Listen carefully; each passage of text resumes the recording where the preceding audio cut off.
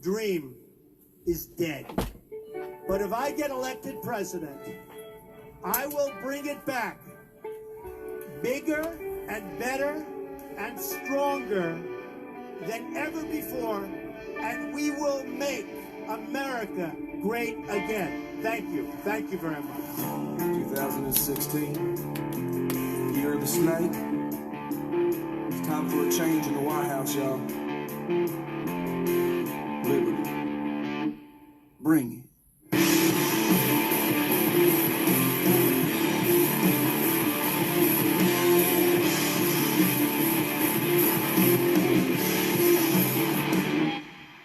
If you want the real deal, then you got Hey, Liddy, how's it going? If you want a real leader, then we need a real man. Build a wall, deal with all them terrorists. America needs a man that can.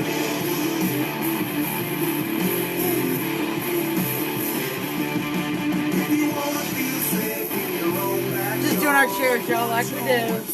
gotta play your trump card. I say Trump, you say hell high.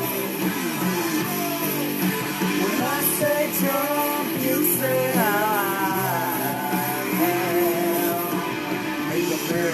make America great again. Make America great again. Make America great again. Time to make America great again.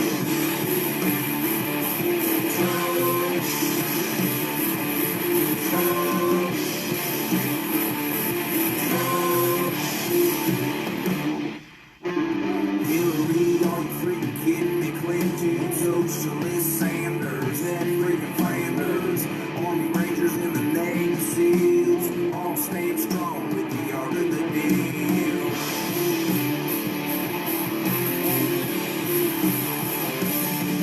If you like your rice and you love your guns, one choice, the only one. When I say Trump, you say hell high. When I say Trump, you say hell high. There's my munkin. Make America great again. There's my munkin. Make America great again. Make America great again. Time to make America great again.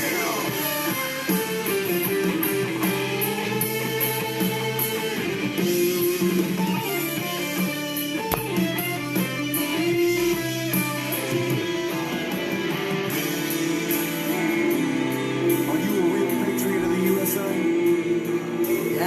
Yes, we are. Do you like having the right to bear arms? Protect your family? What about the ability to work a job? Have jobs available to us?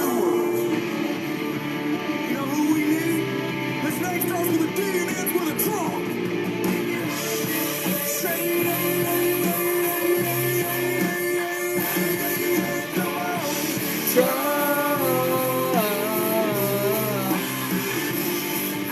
When I say Trump, you say hell high. Thanks, Chris. Make America great again. Make America great again. Make America great again. Time to make America great again.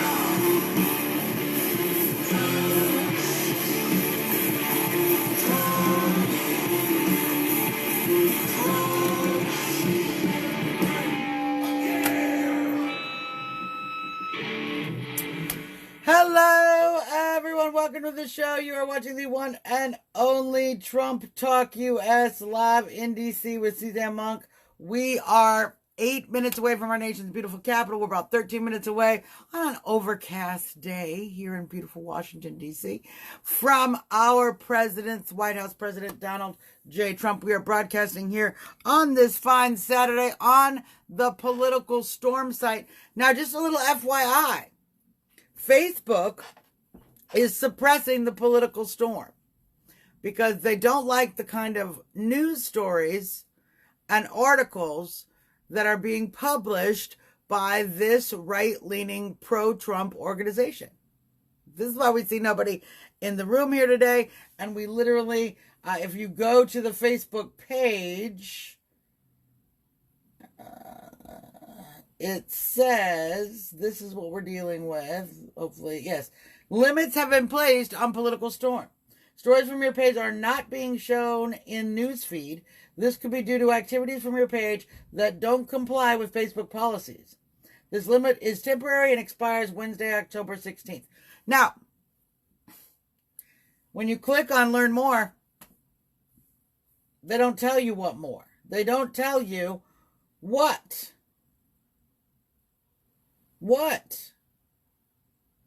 those things are that we did wrong. Allegedly wrong. Will not tell us. They also will let you click appeal. But without knowing what stories are actually on the site that have violated their elusive community standards, how can you appeal? It would be literally as if you were tried for a crime, but no one would tell you what the crime was. You are convicted of the crime, and then they said, well, would you like to appeal your case? And you go, yeah, I'd like to appeal my case. And they're like, all right, well, what crime are you appealing? And you're like, I don't know. And I cannot know because Facebook will not inform me. So we're just going to plow ahead because regardless of whether they allow people to be able to see what we are talking about, regardless of whether or not Facebook or any of these other left-leaning propaganda social media machines decide to tolerate right-wing thought at all, conservative thought, anything left of communist. Really, that's the problem. It's not just that we're trying to shut down extreme right-wing thought or extreme left-wing thought. We are advocating, Facebook, advocating extreme left-wing thought. Anything less than extreme left-wing ideology is deemed unacceptable and a violation of community standards. So the only thing you can do is plow ahead.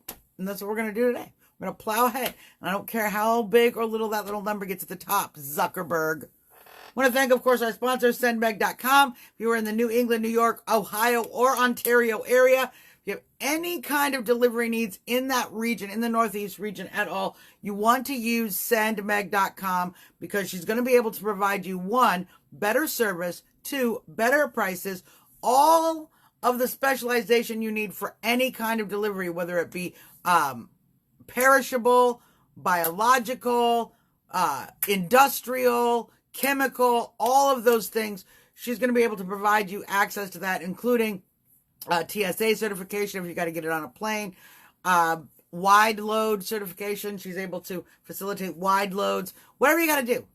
Whatever you have to get from one place to the next, Meg is going to be able to get that there for you at a far more reasonable price and far better service than you're going to see from the big guys. And it is, of course, a patriot and veteran-owned business, which is why we appreciate her sponsorship on the show so much. I also want to, of course, mention our good friends Diane Ventura and the Trump Towel. You can get your Trump Towel at thetrumptowel.com. Right now, there's a special going on. Okay, if you get 3 Trump towels, I think it's 3 Trump towels or 4 Trump towels. If you order a batch of Trump towels, great for gifts. You're gonna want to give these away in your stockings. You're gonna get a free camouflage Trump hat with that order. That's a great deal. You should do it. The liberal tears are gonna be flowing. So important. And of course, it's Christmas holiday season. So, you want to look into your PresidentNutcracker.com. President Nutcracker, the best Christmas gift you can possibly give a beloved Trump supporter. When the Democrats are nuts, they always are nuts lately, you need a President Nutcracker. All right. And, of course, I want to thank Chris McDonald, our Monkin in the room. He's the one sharing the links. He's the one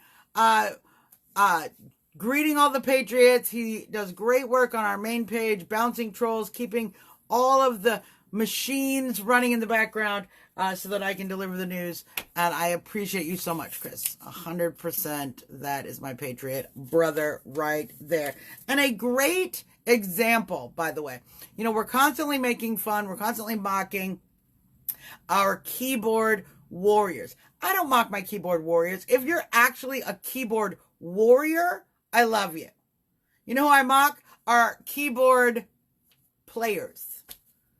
Our keyboard tinklers.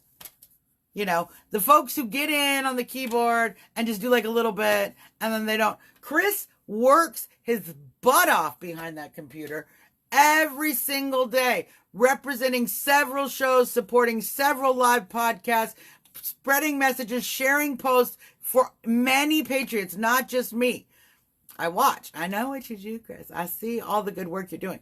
So we need that kind of keyboard warrior. So if you are a keyboard warrior, it's all right. Don't feel guilty. Just step up your game and be like our Monkin right here, who is a true force of power in this movement back behind that computer. It is something he is physically able to do with a lot of physical challenges. Many people who have physical challenges can do exactly the same.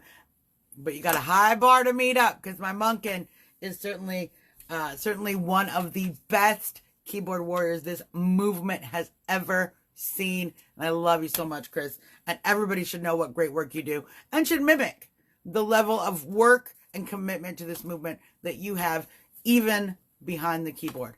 Never make fun of our keyboard warriors. Only make fun of our keyboard do-nothings, because they aren't helping at all.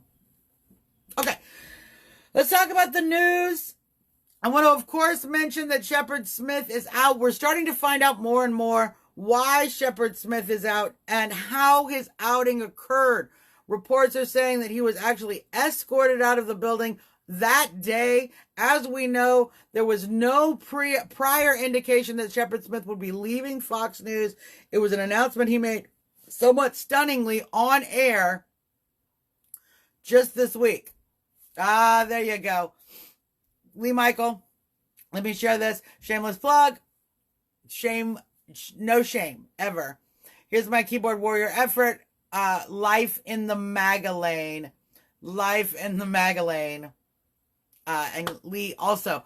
Me making, info sharing, consolidating events that are going on around the country, consolidating candidates. He's done a lot of great work, really combining and condensing necessary information so that people can access it.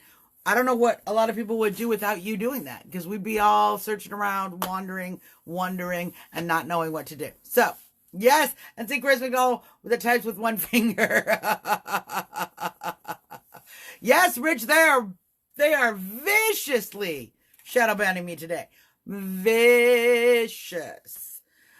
In part because they have put restrictions on the Political Storm page because they do not like our moderate, middle of the road to conservative values. We're not communists over here, and so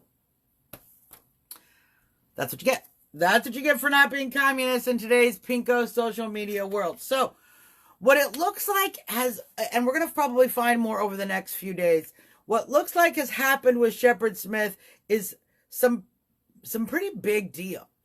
You know, we are talking a lot about is it low ratings, etc. To be honest, if it was merely the low ratings, if it was merely the lack of revenue that Shep is able to bring in, there would have been a much more graceful exit. I suspect that we are now starting to see, as we're going forward, as we know, the IG report comes out sometime in the next 7 to 10 days, presumptively on the 18th, which is coming up very quickly. What we will see is journalists who were involved in the scandal of the FISA court abuse. Now, as we know, with the FISA court situation, we had the Steele dossier, okay? One of the ways that they validated that dossier made by Christopher Steele, written by operatives in Russia, were the Russian colluders? So confusing. Written by operatives in Russia, producing and consolidated by Christopher Steele for the DNC, paid by the DNC, one of the ways they validated that document, because you can't just go with one document to the FISA court and say, see, this one piece of paper proves I need to spy on Americans illegally, or of an opponent, a political opponent. It's such a huge deal to be able to spy on a political opponent by a current administration. So you need verification. Now, what happened with the FISA court? How's it going, James? Good to see you. What happened? How they got the verification is they leaked the story to the news, and then the news wrote articles, published articles, did segments on it, and they used those articles as further verification. So they literally created their own verification, all still based on this fraudulent Steele dossier.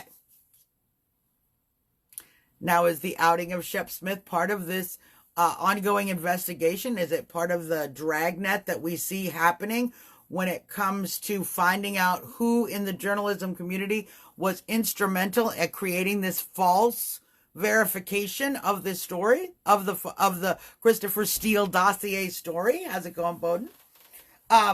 Maybe. But I suspect because of the quickness and the rashness in which Shepard Smith has been outed and has left Fox News, I bet there's some dirt in there. I feel if we dig, we're going to get to even deeper dirt. We're going to get to mud. We're going to get to deeper mud on this Shep issue. So we'll find out. We'll continue to find out. But according to Shep, he is not going to another news site. He will not be engaging in journalism, which is yet another reason why I suspect that there was a real potential criminal action that led to this ouster. Because you don't just, in the middle of the day, leave, be escorted out of the building before the end of the day while you're leaving after years and years and years and years and years on a news site, and then say, I'm never, ever, ever going to do news again. Something happened. We're going to keep trying to find out. All right. I want to talk a little bit about what happened at the Minnesota rally. If you saw Louisiana's rally last night, fantastic. Trump was on fire. His use of the word, bullshit impeachment was a powerful moment when we continue to see this president finally kick back for all of us. And I say finally, from decades and decades and decades. Exactly, Lee. Like him or not, a veteran news anchor leaving just before the 2020 season heats up is suspect. Very suspect. Agreed. So, the president was hitting very hard. It was a great event. Much calmer than the Minnesota event, which is what you're going to see again and again. How's it going on, Mario? What you're going to see again and again. Great, wonderful. Good to see you, Bowden. I mean, sorry you're being blocked, but welcome. When you see rallies in red states, you're going to see a different reaction. When you see them in blue states and purple states in these urban cities, much like Chicago, Minneapolis, etc., you see additional violence, additional protest. What does that tell you about the left? They really only have power. They really only have the ability to engage in the kind of domestic terrorism that we saw in Minnesota, in Minneapolis, in cities where the mayor, where the leadership, where the police are able to be ordered to stand down. Every single place where the police are allowed to do their jobs stays safe. This is an important thing to pay attention to, because as we're going forward and as you're choosing which rallies to go to, as we're choosing personally how to use our energy, who should we be writing letters to? Who should we be campaigning to? Who should we be yelling at? Who should we be angry at when we see this political terrorism? And how terrorized should we actually be? You have to recognize a few things. One, the left has zero power in states or cities where police are allowed to do their job. Let's repeat that, because it is critical to understanding really what position we are in as far as Antifa and the radical left. The left has no power in cities and counties where the police are allowed to do their job. The only places where we have seen violence like Charlottesville, violence like Portland, violence like Berkeley, violence like Chicago, violence like Minneapolis, the only places where we have seen real political violence occur are cities that are run by liberal mayors and police departments that have been ordered or threatened or intimidated, a variety of ways that you can convince cops to not do their job, by those liberal mayors to stand down. This is important for a few reasons. One, because we have to understand that the Democrat Party is lockstep, linked and tied with the radical organizations of Antifa, with the radical communist organizations, with these Extinction Rebellion nutbags, all of these radical, violent leftists we're seeing. The Democratic Party is linked with them. We're going to talk a little bit about how linked they may actually be in just a minute. So they are depending on radical, violent, political terrorists with a communist ideology to operate the fear of wearing your MAGA hat, the fear of supporting our president, the fear of going out and registering voters, knocking on doors, drumming up more people for our candidate, for our positions, for our platform, which, by the way, at least the Trump administration has a platform. The Democrats' only platform is F Trump.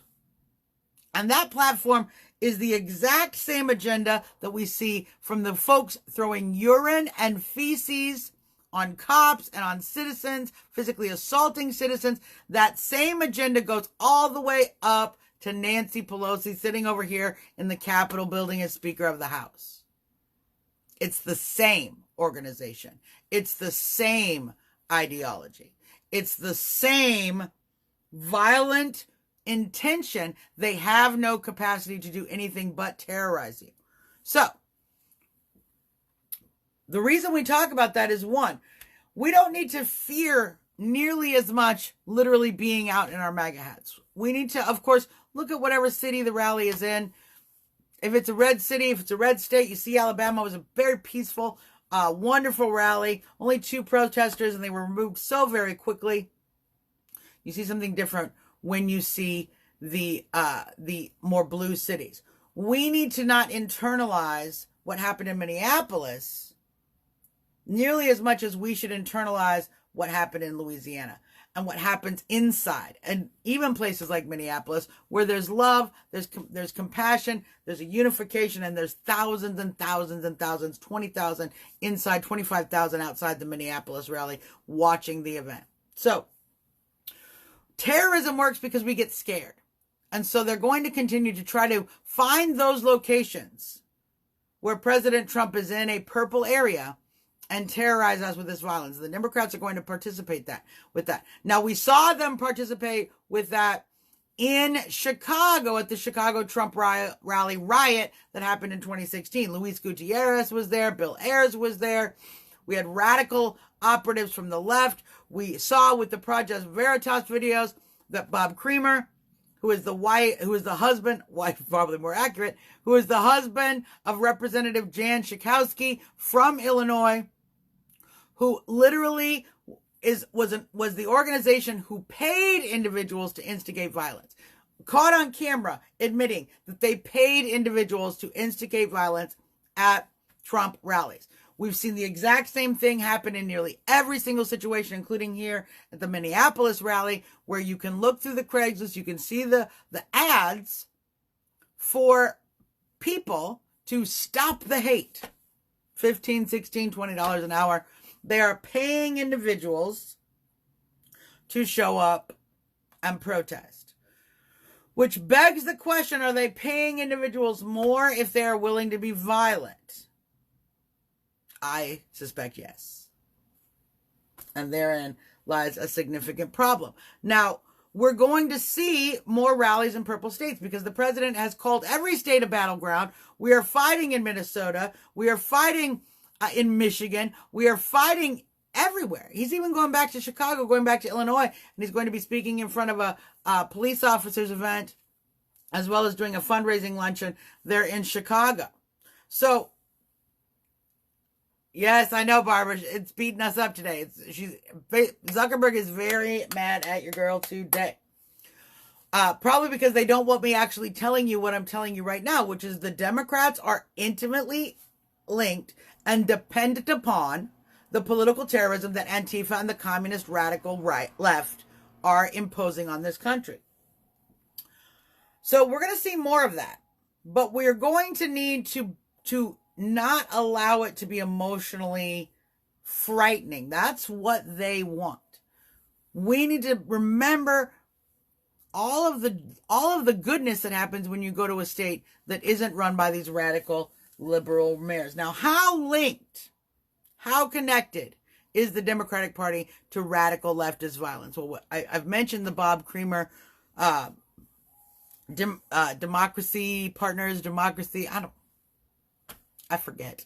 It's been a long time. It's been since 2016 since we've been even talking about that jerk and his crazy wife, Jan Schakowsky, Representative Jan Schakowsky out of Illinois.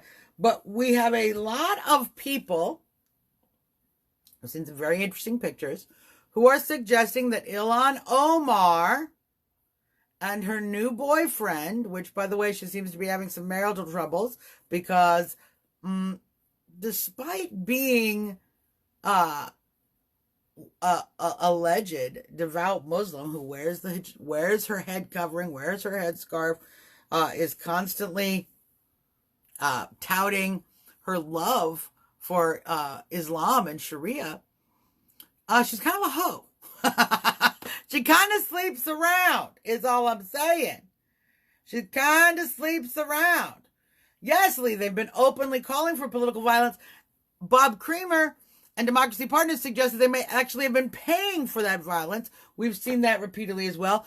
They may have actually been participating in the violence because there are some excellent photos that are suggesting that Ilhan Omar and her boyfriend, her new boyfriend, were actually at the Minnesota riots, the Minnesota demonstrations in front of the Minneapolis Trump rally. So, James, I cannot argue with you. I cannot debate that at all. I would love to be able to debate. I would love to be able to say, no, we need to, the Democrats aren't all bad. I would love to be able to say that. To be fair, there's a few that I kind of like. Joe Manchin comes to mind. I've met him at the March for Life. It's pretty interesting to see a Democrat marching for life. But the problem is the Democrats vote in lockstep. They vote almost invariably as a voting bloc. So we have the real problem. Yes, I finally got notification. Welcome, Grace. I know. Did you see it? Yes, exactly, Carol. That's exactly what we're talking about. So there are further photos. There's now video. There's a lot of debate going on, but it's becoming more and more. It's becoming more and more difficult. Hey, Linda, how's it going?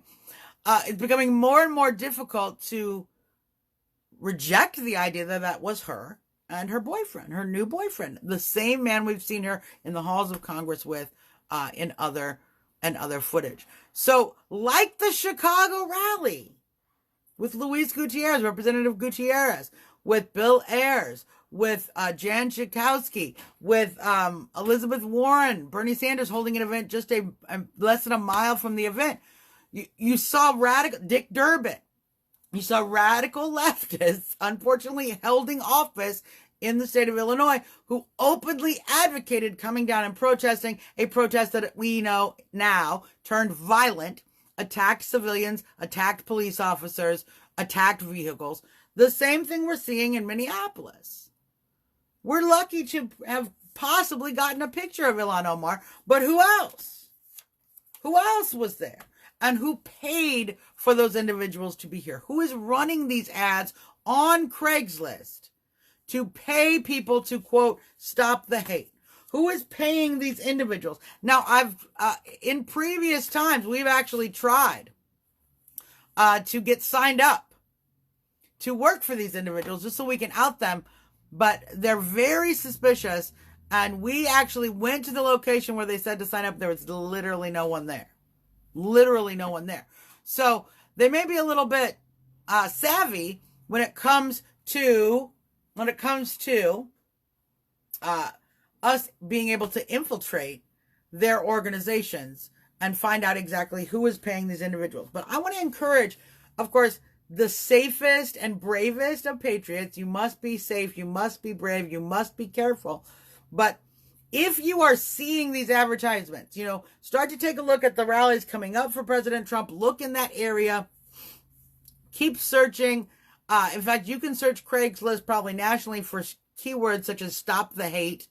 Let's keep searching for this and see if we can apply to these positions and start to find somebody who can infiltrate and find out who exactly is paying this money.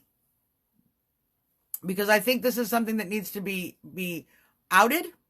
It's something that we need to find out about. We've seen the great work by James O'Keefe with Project Veritas and outing Bob Creamer and his actions, his payment of individuals to incite violence. Certainly he may not, and is probably not at all the only one. Although, wouldn't it be very interesting if we come to find out it is still the same organization? I mean, if it is Bob Creamer's organization, that would be a fascinating fact. So, they won't let me in. They know me too much. Some of you on the down low, under the radar patriots might have to infiltrate because your girl cannot infiltrate. They know this. They know this. They know this. They know me. They know me way too well. And that's just the fact of the situation. I think a lot of these things a lot of this work that we're doing right now prior to the election is going to change come after the 2020 election. Once we've reelected Trump, once we've handed back the House, once we've, as I'm calling for, giving him a supermajority in the Senate. But in order to do those things first, we need to, one, fight back. There's Bowden. They finally let him pop in a way that I can see him. We need to fight back. We need to find out. We need to investigate. We need to reveal this information. And by doing so, we are actually going to further our ability to elect this president. Nothing pushes the bar closer to President Trump than the left's radicalism. That is why millions of people, thousands of individuals are walking away. Yes, Suzzanne, sign up as a code word for doing and going a different place, and we can find out. There's got to be a way to find out. Exactly. Welcome back, Bowden. There's a lot of work to be done. But outing this radicalism on the left wins us more votes than anything. It's what we've seen with the walkaway movement. It's what we've seen with the increasing black conservative movement. We've seen it divide the African American vote, the Latino vote, and the legal immigrants versus the illegal immigrants.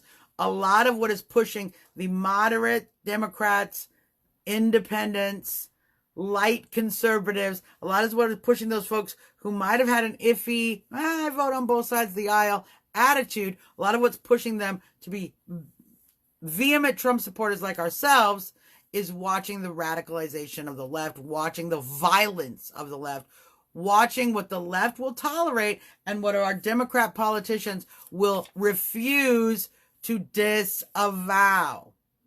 We're going to start a new campaign, a new activity of demanding these individuals disavow, because they do it to us all the time. If one Trump supporter accidentally elbows somebody in the ribs while he's trying to be in line, oh my gosh, violent Trump supporters! Disavow! You have to disavow. Do you not disavow this violent act that this Trump supporter did? Boom, boom, constant attacks. We literally have a riot that goes on in the streets of Minneapolis. Have any of us called? Has anyone even suggested calling and demanding Ilhan Omar disavow? Demanding the other Minnesota representatives disavow? Who are the senators for Minnesota? have we called and demanded they disavow? I don't recall anyone asking to do that. So, we're going to get motivated on that. We're going to start actually pushing back because we need to out the Democrats as being connected and in support of this violence. We need to link them inextricably to the violence they are creating. We know they're creating it. They know they're creating it. The only people who don't know they're creating it is the moderate electorate, and that moderate electorate will vote TRUMP if they knew the kind of violence that's being purported by the Democrat leadership.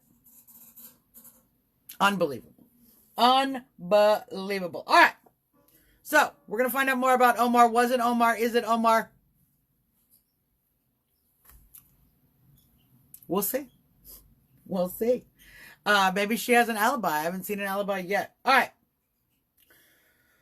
Let's talk a little bit about these California fires, you guys. This isn't good. As you know, California has had intentional blackouts. I say intentional because they are not caused by an accident. Wires were not brought down. There wasn't a transformer blowout.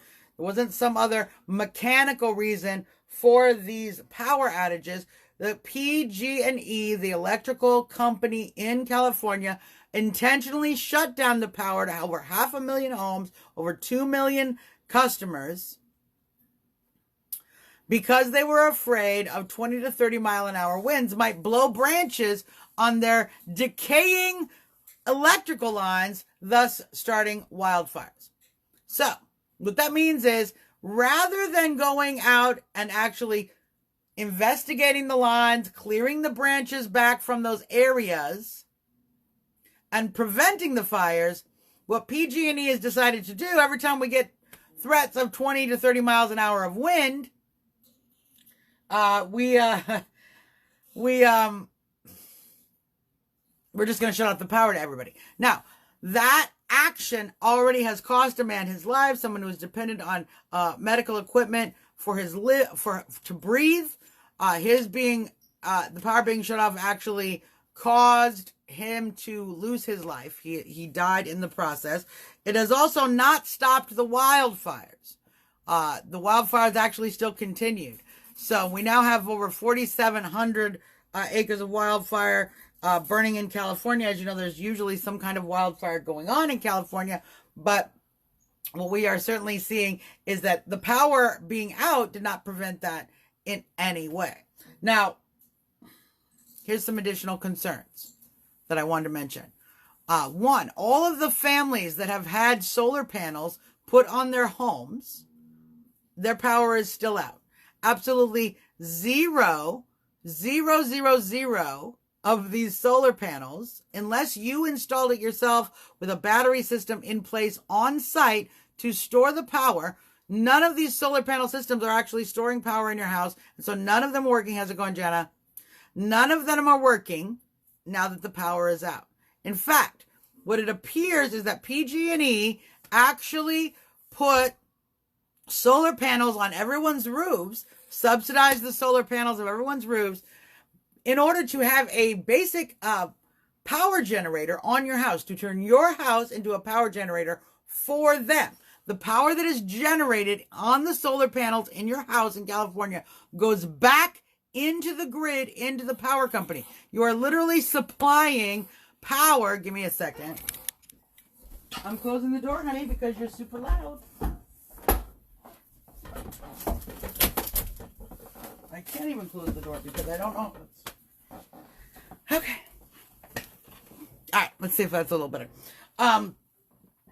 So the power is actually, you're actually operating an economic benefit to the power company, is what you're actually doing. And you are not able to actually use that solar panel in times like now where the power grid is off. So everybody has solar panels not working unless you, of course, installed the expensive battery systems or storage systems that are storing the power that's going on during the day. And obviously no power is being generated at night. We're also watching how pretty much relative chaos when it comes to finding out when your power is coming back on, when your power is not coming back on, haphazard distribution of information by PG&E, and certainly it should be interesting to see how that impacts the Gavin Newsom recall, because I'm sure that Californians are very upset, and these are certainly negotiations that the state has done with PG&E. The money for solar panels, all of that subsidizing money has come from taxpayers. The taxpayers are the ones who have paid. The electric company didn't pay out of their own pocket to put those solar panels on your house. Taxpayers paid through subsidies given by the California state government to put the solar panels on your house. So the power company didn't pay anything. They're getting all the benefit. And we continue to see California suffering. And we'll see how those folks are doing and how much loss of life actually occurs. We know of at least one death so far, and probably others that have been caused by these power outages, which of course accomplish none of the goal whatsoever of preventing wildfires, as we see many wildfires still active. Now, so let's talk about some good news. Should we hear about some good news, you guys? President Trump has announced on his page today, as of Friday, as of yesterday, the statistics have been released by the Labor Department that say we are now at the lowest unemployment in 50 years. 50 years. So longer than I have been alive, we have more people employed now at a percentage rate, not overall, because of course the population increases. That's not actually the measurement we're talking about. The percentage is down below 4%, is 3.5 or something, very low number. It has remained very low and continued to go down under President Trump. Some interesting information, though. One of the real amazing things we see in our economy right now is, while unemployment is dropping for everybody, it's certainly dropping for people who have degrees, it's dropping for people with advanced skills, it's dropping for people at the top of the job market, but it is dropping much faster for people at the bottom of the job market. People who have not even obtained a high school diploma are actually have dropped much faster. Yes, actually both, you're absolutely right, Lee. Much faster than people with a college degree, which means that we have jobs that are opening up to people who have basically, prior to this administration, have been pushed out of the job market entirely. People who were, we've told generation after generation, if you want to get a job, you got to get a degree. If you want to get a job, you got to get a degree. We have college debt soaring. We have individuals, young people, unable to buy homes, unable to start lives, unable to make investments in small businesses and innovative ideas, investments, etc., because they owe so much money in student loans because we told them there was no employability without a degree. Now, what we're actually seeing is a lack of people available for the trade jobs, any of the blue collar jobs, engineering, mechanic work, oil rigging, construction, etc., etc., etc. So many of these blue collar jobs that are trade based, carpentry, electrical work, plumbing, we could go on and on. There's been a big need. So what's happening is individuals who didn't finish a high school diploma but are now able to get into these jobs and apprentice. They're able to get into these fields at the ground level because we have so much employment that employers are now required. They can't just look at a list of employees and go, well, how do we sort out? There's 20, 30 people applying for this job. How do we sort out the skills? Well, all right, let's kick out everybody who doesn't have a college degree. And this is what we've done, even for jobs like barista. Okay, this is why we used to make a joke all the time about Starbucks having, PhDs working at Starbucks. Because the only way that these corporations were able to sort out the flood of applications is to put some measurement, and what they often used was the measurement of a college degree, despite that being irrelevant to how well you foam milk. There is no PhD in cappuccino. There really isn't. So now we have a different economic situation, and this is what happens when you turn the economy on and you actually bring back manufacturing. You actually start bringing back the ability of companies to make a profit by producing a product here in the United States. You see, one, manufacturing jobs go back. When manufacturing jobs go back, those people are making enough money, they can build homes, they can move into new communities. So now we see retail jobs come back, construction jobs come back, plumbing jobs come back. Now they can afford, they want to fix their lights in their new house. They get new cars. Every other job industry benefits when our manufacturing base is strong, because it is many of those jobs that service individuals who are working here. When those jobs are low, when we have high unemployment, when fewer people are working, and thus fewer people are able to invest in their own homes, buy new cars, buy boats, go on trips, eat out, home improve, etc., etc., etc., it trickles down to all of those other jobs. If people can't afford to home improve, Home Depot doesn't need as many employees. If Home Depot doesn't need as many employees, then the McDonald's near the Home Depot that fed all the Home Depot employees throughout the day doesn't need as many employees. If that McDonald's doesn't need as many employees, they don't get as many bun deliveries. If they don't get as many bun deliveries, the trucking company that send buns on a regular basis to McDonald's doesn't need as many truckers. And it goes on and on and on, and it decays all of our economy. So when you create the opposite effect, when you create manufacturing up, jobs being filled, factories expanding, you create more trucking jobs, more food service jobs, more retail jobs, more jobs of all levels, daycare centers, tanning salons, nail salons, everything. Everything improves because of that. So we're seeing really great numbers. And what's amazing is we're actually starting to see an economy which is so strong that we are bringing people back into the job market who did not have college degrees, frankly, didn't even have high school diplomas.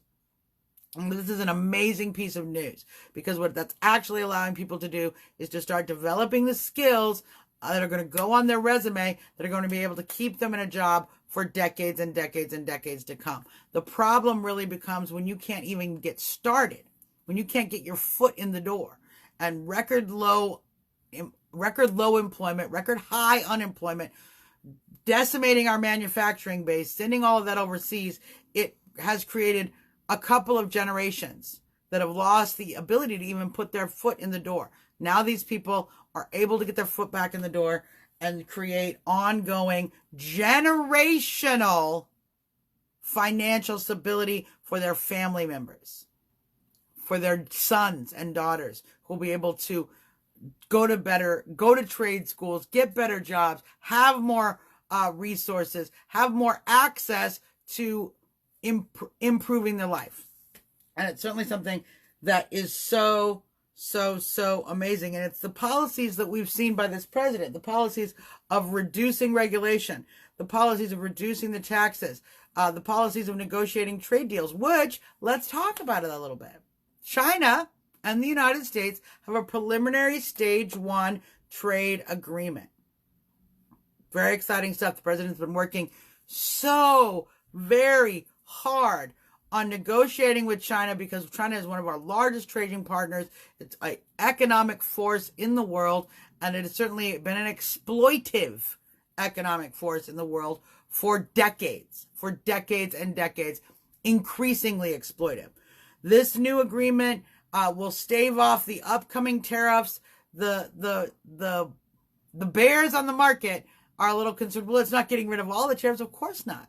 This is phase 1. We're not going to give the whole farm away in phase 1, you cuckoos.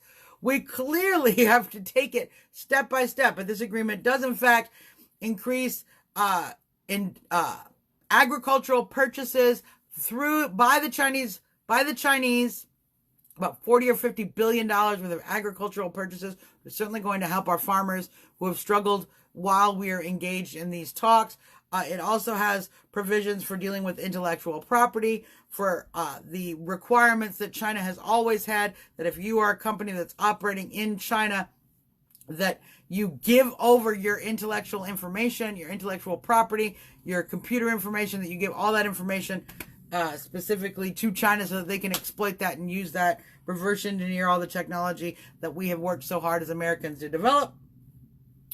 This initial agreement is taking care of all of that. I deeply appreciate that we have almost $350 billion worth of tariffs that the president is still holding on China to continue to create further pressure. And one of the reasons I am happy to see that through our president being very smart. When he says he's a deal maker and he makes good deals, he's very serious. He also doesn't give up his enforcement capacity, because it is those tariffs that are going to enable us to enforce this stage one. We're never going to get to a real, actual, responsible trade agreement with China if we just make agreements, but we don't actually enforce those agreements. China has never been a trustworthy partner in these type of negotiations. It is only through pressure and through economic force, through controlling the situation, that we've been able to hold China accountable to the agreements that China has made in the past. China reneges on agreements all the time. So without those additional tariffs, market bears, you might want to pay attention. Without those additional tariffs, any of the agreements that we are setting up now that are actually causing an increase in the market, certainly an enthusiasm in the markets and hope in our farming industry and many other industries across the United States, all of that hope, all of that economic benefit, all of that will go right down the river, washed away, as soon as China realizes we're not paying attention anymore. As soon as China realizes the pressure isn't immediately on, China will go back and continue to steal our intellectual property, continue to manipulate our companies, continue to undermine their own currency in order to undermine the dollar, to continue to manipulate currency markets, etc., etc. China would keep doing all of those things if we had no mechanism by which to enforce stage one. If we can enforce stage one, we'll roll back a little bit of those additional tariffs that we see right now. Then we move on to stage two. This is a huge, huge monumental accomplishment by our president. I think even greater than the accomplishment we've seen in North Korea with Kim Jong-un, and even being able to have talks of that nature with the North Korean leadership, because China has everything to lose in this situation. China has manipulated the market in such a way that it has been only beneficial to China. Certainly, making any concessions down from that pinnacle of manipulation is certainly not beneficial to China. Over the long term, it's beneficial because ultimately being able to continue, yes, Lisa says, seems China's finally coming to the table because they know that they can't wait out Trump as he will be reelected. Panic in China, panic in DC. And that's exactly the point I was making, Chris, which is, thank you for saying that. Because China knows that we have a president in office that will cut them off. He will do drastic things that will in fact cost China billions and trillions of dollars, perhaps quadrillions of dollars in trade from the United States. And he's not going to mince words. You know, China can't just throw the little tantrum and we go, okay, do what you want. We know we owe you a bunch of money and we need all your cheap stuff. So we're just going to take it. Like Nike. You should be embarrassed. You should be embarrassed. You should actually be thanking President Trump for what he's doing to protect dumb companies like you who have ceded their integrity and their independence to the Chinese communist government.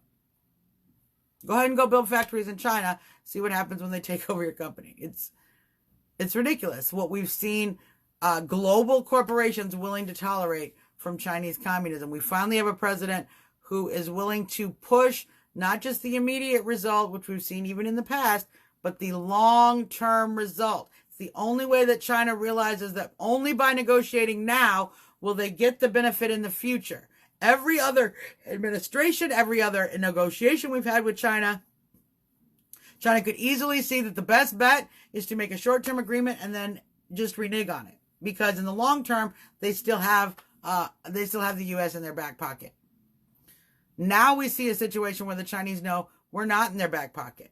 And we will create additional economic struggle for China if they do not cooperate and if they continue to operate in bad faith as they have for generations. So, who is that? That's our president. That is our president, Donald J. Trump. And that's why I find it so hilarious that we see the Democrats fighting tooth and nail against this president in an attempt to impeach. You have to start presuming that when the Feinsteins of the world were working with the Chinese government, when Hillary Clinton was handing over emails to the Chinese government, when Joe Biden and several others have worked with Ukraine, with China to get sweetheart deals for their children, nepotism going on, all of this, our elected officials have been operating as global communists that were not being, we're not honoring their oath to protect the Constitution, and certainly even less so their oath to protect the American people whom they were elected to represent. We have a big job to do in this country. We have a big swamp to drain. And I can tell you right now for free that Donald Trump is only the beginning of draining the swamp. It is going to take commitment by patriots like you and me to continue the work that Donald Trump is doing. Donald Trump is only going to set up the foundation. We are going to have to build upon that foundation and continue to drain the swamp. We do that by getting involved in our local government, by getting involved in political campaign races, by knowing who your senators are, knowing who your representatives are. Do you even know what district you live in? These are very important things. Be a poll watcher. Get involved with a campaign. Door knock. Engage the political process. Once by being engaged, you can hold these elected officials far more accountable. When citizen volunteers are engaged, they are much more accountable to the citizens than when they have to pay everybody from these political operatives, from these political campaigners, people who go from side to side of the aisle and will work for absolutely anybody for $1. Mercenaries. Political mercenaries, we should call them. That's why we need actual citizens to get involved in the political process, because it was political mercenaries that were only interested in economics, only interested in their own wealth and own economic growth, that have put us in the place we're in. They are the ones who keep helping to elect these corrupt officials who are making millions and in some cases billions of dollars off of their corrupt political activities and cronyism. It's time to end. So, that is, drive people to the polls. Al Mario drove hundreds. How many people? So many people. It took one guy with a car. Hundreds of votes got to the polls that day. It's simple things like that. It's simple things like Scott Presler talks about. It's simple things like Susan Walsh did in California, just carrying voter registration forms around in your purse and talking to people. You can be the change we need, whether it's behind the keyboard like we see with Chris and often Lee, whether it is out there on the streets, whether it's literally out there on the streets like El Mario driving folks to the polls. We got this, but we got to get up and do the work. We're capable. We just need to be committed. And that's what we're going to keep trying to do. So, Hi, we're redecorating our home, but we don't care about your Bed Bath & Beyond commercial. We want to listen to this. That is our show for today, folks. 112. 112. Say But yeah. you were wrong, As always, this is your girl, Suzzanne Monk, trumping out. I want to thank Chris McDonald. I want to thank our sponsor, sendmeg.com. I want to, of course, encourage you to go to thetrumptower.com and visit us. If you are in the D.C. area and can, come to Jexit at the Trump International Jexit event on the 20th. It will be the last time to see Roger Stone before he goes to trial. We certainly have to stand with our Stone. So, a lot of great stuff going on. We'll keep you informed. I love each and every one of you. Thank you for standing with me in the defense of this country. We'll be back again on Tuesday. Until then, have a fantastic weekend. Enjoy your liberty. Enjoy this great, beautiful country. We're going to find out Sunday. I haven't gotten a chance to check the polls there, but I've got some good feelings. We're going to see what happens. Until then, you guys, this is your girl, Suzzanne Monk. Trumping out.